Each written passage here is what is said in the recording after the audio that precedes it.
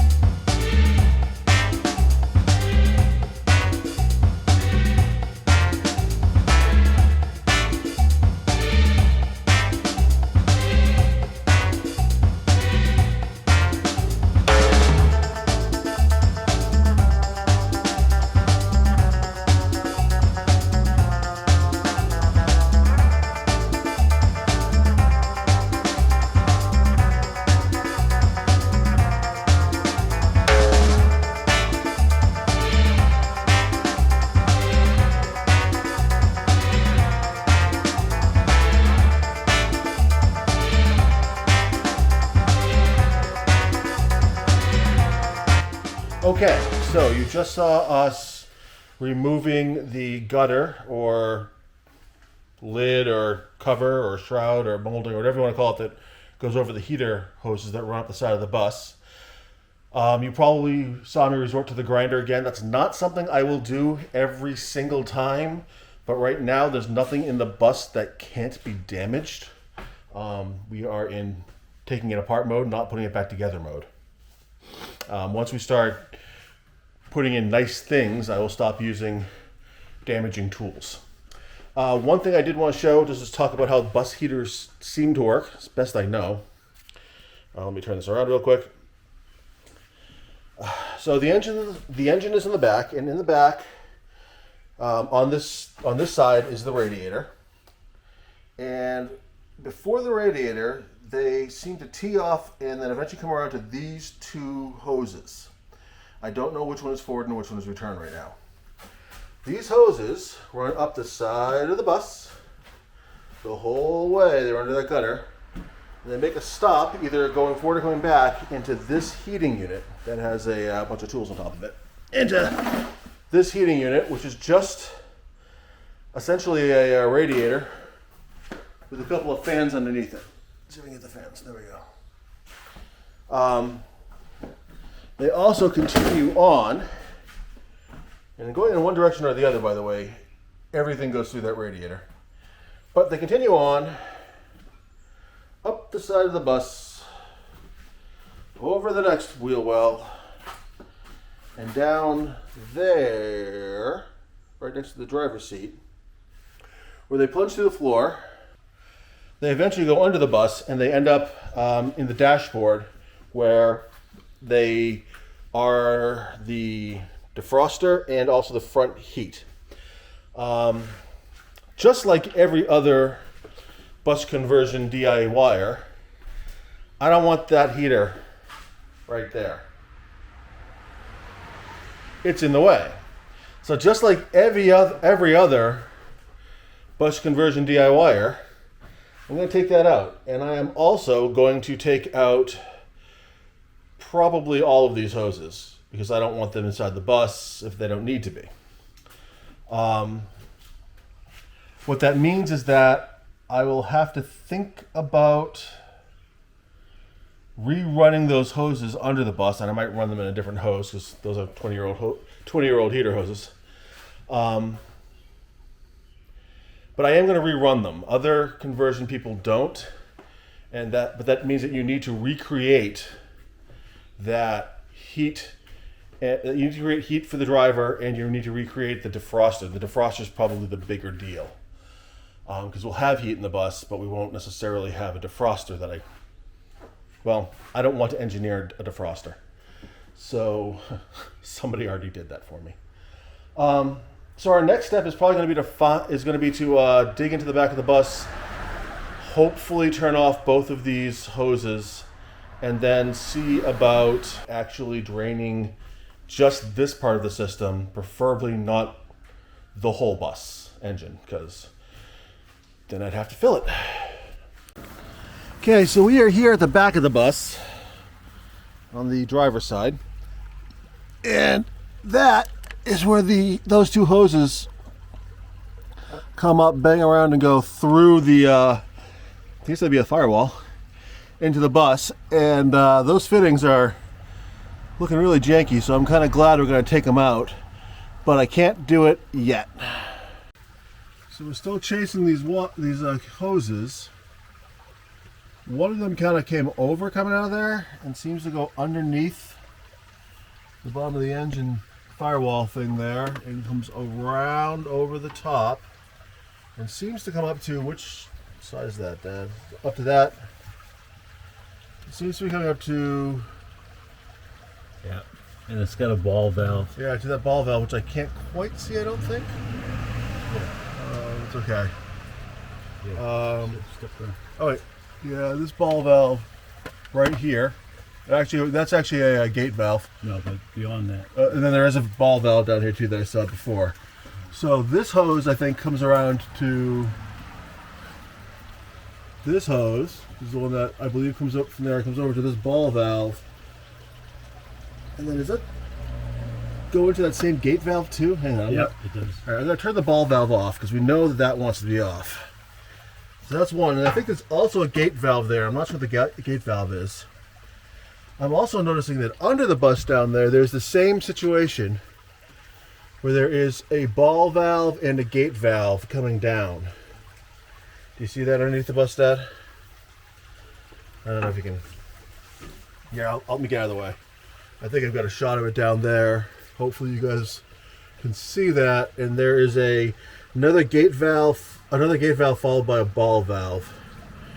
So I'm going to see if I can get my hands on that ball valve and hope that that's the relief side. Okay, so we did get both of those valves turned off. So I am 99.9% sure that when I take these hoses out, I will not be draining the radiator in its reservoir.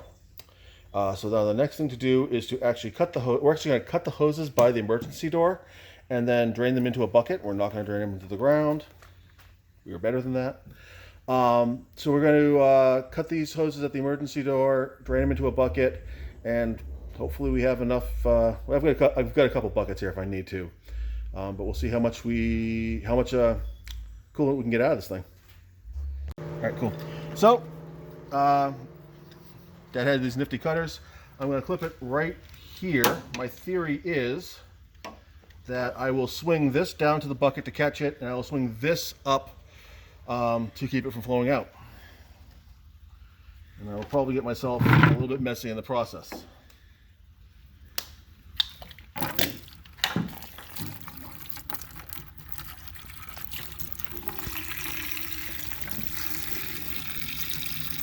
And yes, I spilled some, so while I'm better than dumping this on the ground, I'm apparently not that much better than dumping this on the ground. That was a pretty clean bucket before. I think we got a fair bit of rust out of there. All right. So, after some consultation, we have decided that the best course of action is to pull the actual heater unit out, give ourselves a little bit of room to move around. So we're going to try, I think I have the right size here. Aha.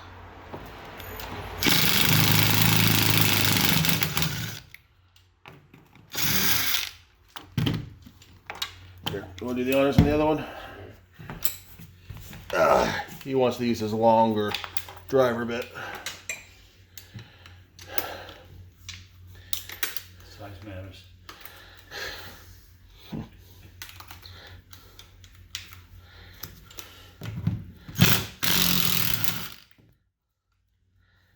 I will say it's going to be a lot easier to get behind though. Yeah, these things don't like to let go at the very last second, do they? Nope. All right, it'll be a lot easier to get back there with this thing.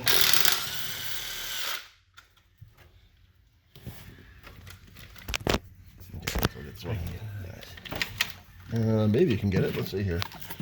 It's right there.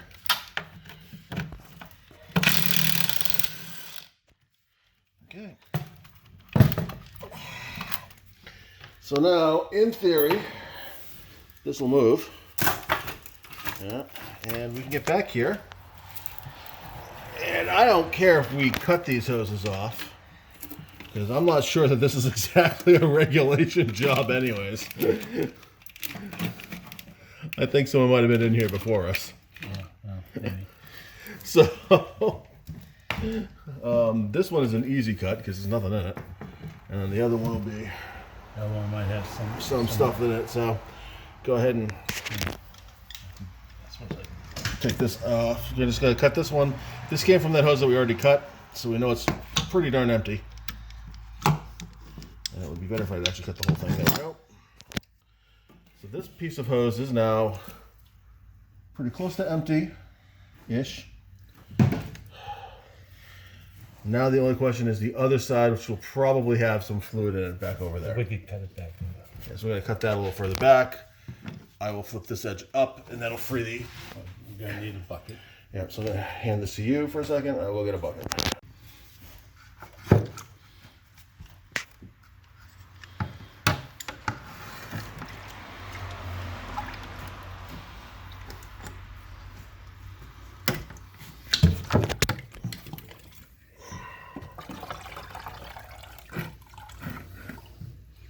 It's like the least attractive beer ever.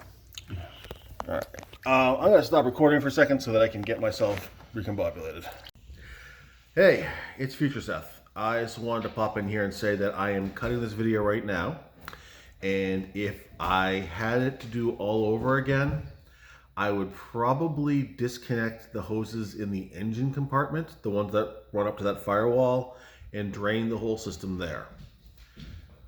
We got the fluid out and caught most of it, but it was kind of a debacle. Alrighty, well, that was messier than I thought it would be, but I did get the heater core out. Well, Dad and I did. So Dad and I got the heater core out. The bus is on an angle, so it was tough to catch all the propylene glycol, but we got most of it. I'm going to clean up the hoses. I'm going to try to combine everything into one bucket with a lid to keep it from becoming a dog killer, just in case it's ethylene glycol, which it could be. And then the next thing I think I'm going to do is look at taking up the trim around the wheel wells, because that would be, I guess, the next thing between us and the sheet metal floor of the bus. I may also take off the lids on these things, although since I keep running my head into it, having the rounded plastic is kind of nice right now. But progress is being made. I should note that what we did, just to be careful, is even though we have the even though we've turned off those two valves, I still looped the hose back on itself here, and I did the same thing back here at the back of the bus, where we were also trying to clean up a little bit of glycol spill. We won't keep it that way. That's a very temporary thing, but if we have to turn the bus on and those valves leak, or the coolant that's in the heater core at the front of the bus sloshes around, I'd like to keep that contained. Like I said, eventually I think that those through deck fittings, through hull fittings, through firewall fittings, whatever you want to call them, those are going to get removed as well. But for now, I don't think they're in my way. We'll see.